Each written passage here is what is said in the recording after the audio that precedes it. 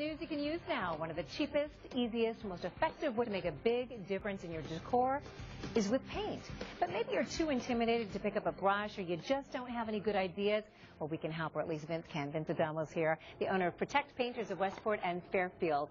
Good morning to you, Vince. Thanks for coming in. Thank you for having me. All right, so a lot of people are a little scared. They think, I can't do it. It's just not for me, or it's a big mess, or it's a lot of work. You're saying dig in. Really, it is. It's a pretty simple process. It's not really that difficult if you're doing it right. If you're following a nice, easy step-through process, preparation, doing things right, and knowing ahead of time what you want to achieve at the end. Having a plan, right? Yes. Yeah. All right, so you have some creative ideas if we want to kind of make over the kids' rooms, not spend a fortune. Right. Does it start with the chalkboard paint? So cool, by the way. Yeah, well, actually, we prepare everything before, and obviously you want to get the room prepared. This is a specialty paint, but it's really a fun paint. Mm-hmm. It's great because it's a great way to interact with the children. It can be used for educational purposes, and of course, with Protect Painters, we love helping people put that kind of stuff up there. Let me give you an idea. A chalkboard, yeah, I mean, it really does.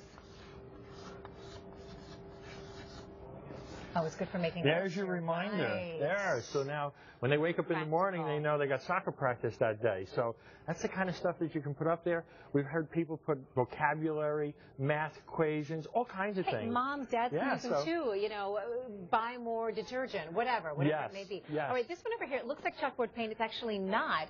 It's really cool. It's magnetic. Yeah, this is really, yes. I'll show you exactly how it works. But one of the things I wanted to tell you about this is this. This is actually a primer. So what we have on here really is underneath the actual color. Okay. And what we do with it is we can put whatever color we want on it. We can texture it a little bit. Yeah, you can't see on camera very well, but it is textured, in fact. Yes. All right, let's see a magnet go on there. Really? Is it going to stick? How about that? Isn't that really cool? It is. And of course, kids would love that. You can put any colors you want on there. It works great, of course, with flat magnets, but there are other magnets you can put on it. It works just as well. It's wonderful. Paint colors. Let's talk about paint colors, because a lot of people are very intimidated by color. Yeah. And when it comes to a child's room, you're saying maybe think age appropriate. What do you mean by that? Well, age appropriate would typically when the children are a little bit younger, they're not quite, they're going to go for the primary colors, which are the basic, the red, the yellow, the blue. They don't really understand so much the secondary and tertiary colors, which really, really benefit, the room itself. Sometimes the primary colors can be a little strong, so they may go for something like that, but at Protect Painters, we kind of encourage them a little bit to really look a little bit deeper. And so which colors in the wheel here, if you just sort of point them out so we can follow? Yeah, as you go in through the color wheel, you'll see that there's in both paint areas, there are a lot of paint colors you can choose. But we use the color wheel for a couple of different things.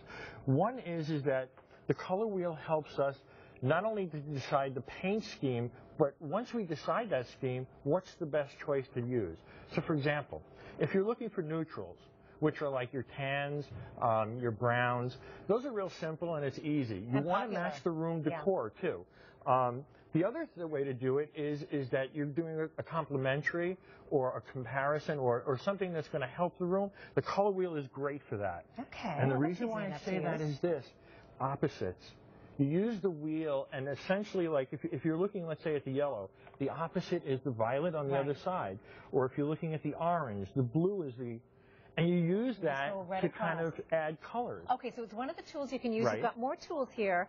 Yes. You don't need a ton of tools, do you? No. Just get us in with the basics here. What do we need? Well, one of the things that I like to let homeowners know is that when you go out and you buy your brush, don't do that don't go for the lowest grade one. You want to spend more on that. It makes a huge difference in the application. Take care of it, right? Because you can use it more than once. Yeah. All right, so typically professionals will use an angled brush. Okay. And the reason for that is this, is simple.